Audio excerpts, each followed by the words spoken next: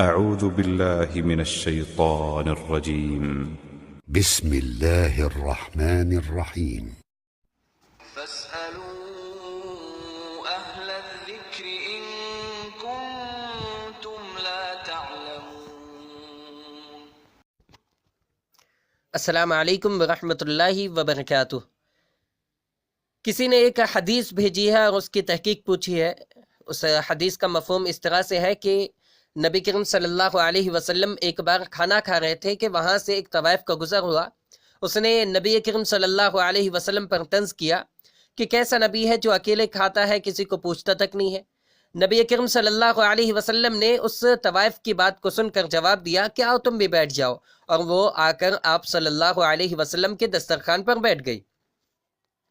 پھر اس نے کہا کہ اگر میں کھاؤں گی تو آپ کے منہ کے نوالے سے ہی کھاؤں گی، ورنہ نہیں کھاؤں گی۔ تو نبی کریم صلی اللہ علیہ وسلم نے اپنے منہ سے نوالا نکال کر اس کو دے دیا، اور جیسے ہی نبی کریم صلی اللہ علیہ وسلم کے منہ کا لقمہ اس عورت کے منہ میں گیا تو اس نے فوراً کلمہ پڑھ لیا، اور اس کے بعد اس کا شمار مکے کی سب سے باحیا خواتین میں ہونے لگا۔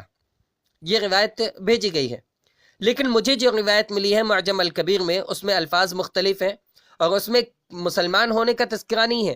اس کا مفہوم آپ کے سامنے پیش کر دیتا ہوں۔ ابو امامہ رضی اللہ تعالیٰ عنہ راوی حدیث ہے، کہتے ہیں کہ ایک عورت مردوں سے بے حیائی کی باتیں کیا کرتی تھی اور بہت بے باک اور بد کلام تھی۔ ایک بار نبی کریم صلی اللہ علیہ وسلم کے پاس سے گزری تو نبی کریم صلی اللہ علیہ وسلم اس وقت ایک اونچی جگہ پر بیٹھ کر کچھ کھا رہے تھے۔ اس پر اس عورت نے کہا کہ انہیں دیکھو، ایسے بیٹھے ہیں جیسے غلام بیٹھتا ہے، ایسے کھا رہے ہیں جیسے کوئی غلام کھاتا ہے۔ یہ سن کر نبی کریم صلی اللہ علیہ وسلم نے فرمایا کہ کون سا بندہ مجھ سے زیادہ بندگی اختیار کرنے والا ہوگا؟ پھر اس عورت نے کہا کہ یہ خود کھا رہے ہیں، مجھے نہیں کھلا رہے۔ نبی کریم صلی اللہ علیہ وسلم نے اس سے کہا کہ آؤ تم بھی کھا لو، تو اس نے کہا مجھے اپنے پاس سے کھلائیں، مجھے اپنے پاس سے عطا کریں۔ تو نبی کریم صلی اللہ علیہ وسلم نے جب اسے دیا تو اس نے کہا کہ آپ اپنے منہ کا نوالا دیں۔ چنانچہ نبی کریم صلی اللہ علیہ وسلم نے اپنے منہ کا نوالا دے دیا، جسے اس نے کھا لیا، اور اس کھانے کی برکت کی وجہ سے اس پر شرم و حیا غالب آ گئی، اور اس کے بعد اس نے اپنے انتقال تک کسی سے بے حیائی کی کوئی بات نہیں کی۔ یہ روایت معجم الکبیر میں موجود ہے، امام طبرانی رحمۃ اللہ علیہ کی کتاب ہے، اور حدیث نمبر 7812 میں موجود ہے۔ اس حدیث کی سند ضعیف ہے، اس میں 3 علتیں موجود ہیں۔ نمبر 1، ابو المحلب مطرح بن یزید، یہ راوی ضعیف ہے، اس پر محدثین نے کلام کیا ہے۔ آپ تہذیب الکمال جلد نمبر 28 صفحہ نمبر 60 میں اس کی تفصیل دیکھ سکتے ہیں۔ اس حدیث کی جو دوسری علت ہے وہ ہے عبید اللہ بن زہر۔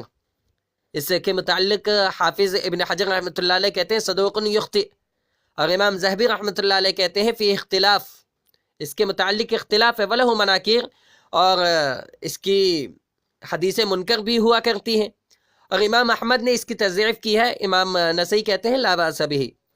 تو کہنے کا مقصود یہ ہے کہ عبید اللہ بن زہر کے متعلق محدثین کا اختلاف ہے، اور کئی محدثین نے اس کی تضعیف کی ہے۔ تفصیلات کے لیے آپ جرح و تعدیل امام ابو حاتم رحمۃ اللہ علیہ کی اس میں دیکھ سکتے ہیں، جلد نمبر 5 صفحہ نمبر 315، اور تہذیب الکمال جلد نمبر 19 صفحہ نمبر 36، 37، 38، 39 میں بھی دیکھ سکتے ہیں۔ اس حدیث کی جو تیسری علت ہے وہ ہے علی بن زید، اور اس کے متعلق تہذیب الکمال میں کلام کیا گیا ہے، اور امام مزی رحمۃ اللہ علیہ نے تہذیب الکمال میں اس کے متعلق اقوال نقل کیے ہیں محدثین کے، جلد نمبر 12 صفحہ نمبر 178 میں دیکھا جا سکتا ہے۔ اسی معنی کی روایت معجم الکبیر میں ہی موجود ہے، تھوڑی سی مختلف ہے، اس کے الفاظ میں تھوڑا سا اختلاف ہے، اور معجم الکبیر میں 7903 میں موجود ہے۔ اس حدیث کی سند میں بھی علی بن زید موجود ہے، ابو عبد الملک کے نام سے اس کی کنیت ہے، لہٰذا وہ روایت بھی سندن ضعیف ہے۔ تو خلاصہ یہ ہوا کہ اس معنی کی روایت صحیح نہیں ہے، اسی لیے امام حیثمی رحمۃ اللہ علیہ نے مجموع الزوائد میں اس روایت کو نقل کیا، اس کے بعد کہتے ہیں کہ اس روایت کی سند میں ضعف پایا جاتا ہے، اس روایت کی سند ضعیف ہے، لہٰذا اس کو نبی کریم صلی اللہ علیہ وسلم کی طرف منسوب کرنا صحیح نہیں ہے۔ واللہ اعلم بالصواب۔ السلام علیکم ورحمۃ اللہ وبرکاتہ۔